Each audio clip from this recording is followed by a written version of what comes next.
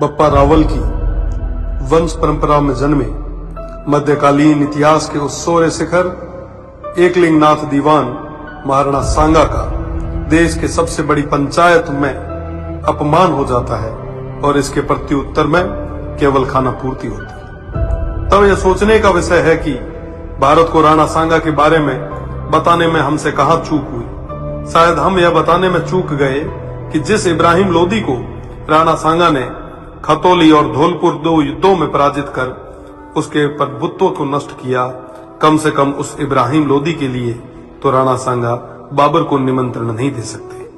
1519 में गागरोन के युद्ध में मालवा के सुल्तान महमूद खिलजी को 3 माह बंदी बनाने वाले, ईडर के युद्ध में गुजरात के मोहम्मद शाह की सेना को पराजित करने वाले, दिल्ली, मालवा और गुजरात की संयुक्त सल्तनतों को हराने वाले तत्कालीन भारत के शक्तिशाली शासक राणा सांगा को कहां जरूरत है किसी विदेशी को आमंत्रित करके सहायता लेने की। दौलत खान लोदी जैसों के निमंत्रण पर आए बाबर के विरुद्ध मेवाड़ के आसपास के शासकों ने राणा सांगा के झंडे के नीचे बाबर जैसे आक्रांताओं से लोहा लिया।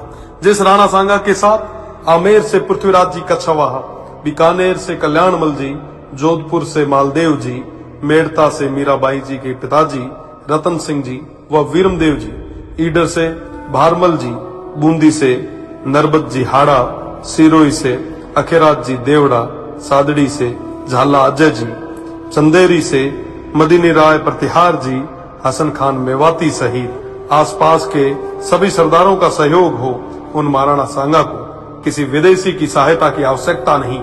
इस संयुक्त मोर्चे के बल पर राणा सांगा तत्कालीन भारत के सबसे शक्तिशाली शासक बने।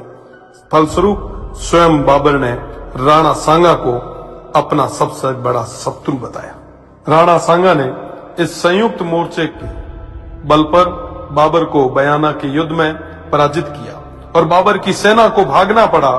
इसी भागती सेना के मुगल जनरल मंसूर बरसाल लिखते हैं कि राजपूत मृत्यु के देवता हैं और वो हमारी तरह युद्ध से मैदान से भागते नहीं हैं। खानवा के युद्ध में बाबर के हरावल दस्ते को बुरी तरह नष्ट किया गया। इस युद्ध में क्षत्रिय तलवारों का पहली बार तोपों से सामना हुआ। उन तोपों को नष्ट करने के लिए वीरों ने अपने सिर तोपों में देके उन्हें नष्ट किया। आज भी यह खानवा गांव महाराणा सांगा के नेतृत्व में इन देशभक्त सूरवीरों के राष्ट्र व धर्म की रक्षा विदेशी आक्रांताओं बाबर और उनकी सेना से युद्ध करते हुए प्राणोत्सर्ग करने का साक्षी है।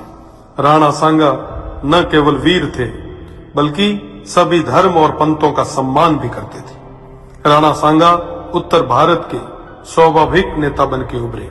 80 गांवों के बाद में भी अडिग ऐसे महान इतिहास पुरुष के बारे में देश को कम जानकारी होना या उनके अपमान पर बिना कुछ विशेष प्रयास किए केवल खाना पूर्ति करना बेहद दुखद है। भारत तो छोड़िए, ऐसे महानायक की प्रतिमाएं आपको राजस्थान में भी न के बराबर मिलेगी। महाराणा सांगा की विरासत और धरोहरों को आज संरक्षण की आवश्यकता है। इस और ध्यान देना हम सभी का कर्तव्य है। ऐसे प्रयास ही महाराणा सांगा के प्रति सच्ची श्रद्धांजलि होगी और इनके इतिहास को धूमिल करने का प्रयास करने वालों को करारा जवाब।